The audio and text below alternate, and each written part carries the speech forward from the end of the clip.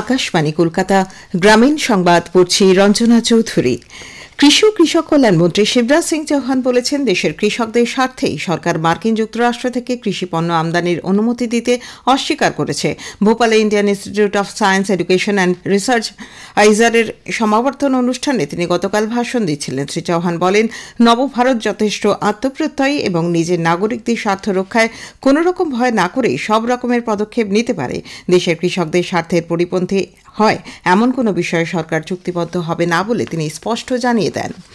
পশুপালন ও ডেয়ারি দপ্তর ডিএএইচডি ভারতে প্রাণীদের ব্লাড ট্রান্সফিউশন বা রক্ত সংবহন এবং ব্লাড ব্যাংক স্থাপনের জন্য বিশেষ মান্য কার্যবিধি ও নীতি নির্দেশিকা প্রণয়ন করেছে। মন্ত্রক বলেছে, এর উদ্দেশ্য হল বিভিন্ন রাজ্যে ভেটেরিনারি ব্লাড ব্যাংক স্থাপন করে পশুদের রক্তের চাহিদা মেটানো। ভারতের ভেটেরিনারি পরিষদ, কৃষি গবেষণা পরিষদ, ICAR এর প্রতিনিধি ও বিশেষজ্ঞদের সঙ্গে আলাপ আলোচনার পর এই সিদ্ধান্ত গৃহীত হয়েছে। একগুচ্ছ কর্মসূচি নিয়ে মুখ্যমন্ত্রী মমতা ব্যানার্জি আজ বর্ধমানে যাচ্ছেন। মিউনিসিপ্যাল হাইস্কুল মাঠে দুপুর 2টায় তাঁর প্রশাসনিক সভা করার কথা। এদিকে মুখ্যমন্ত্রী এই কর্মসূচি ঘিরে শুরু হয়েছে বিতর্ক। জানা গেছে, সবার জন্য স্কুলের সময়সূচির বদল করে আজ সকাল 7টা থেকে ক্লাস শুরু হয় এবং 9টায় ছুটি হয়ে যায়।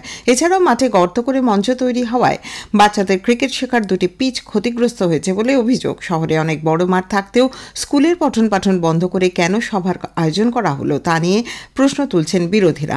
স্কুলের সহকারী প্রধান শিক্ষক রাজি আবুল হায়াত অবশ্য জানিয়েছেন, স্কুলে ছুটি ঘোষণা করা হয়নি, শুধু সময়সীমার পরিবর্তন করা হয়েছে। মাঠের তেমন ক্ষতি হয়নি বলেও তাঁর দাবি। তাঁত সাথী প্রকল্পের আওতায় রাজ্য সরকার পুজোর আগে 1 কোটি তাঁতের শাড়ি কিনছে। 6টি শিবির থেকে এই শাড়ি কেনা হবে বলে তন্তুজ সূত্রে জানা গেছে। মন্ত্রী স্বপন দেবনাথ জানিয়েছেন, এবছর তাঁত সমবায় মারফত মোট 10 কোটি শাড়ি কেনার লক্ষ্যমাত্রা রয়েছে।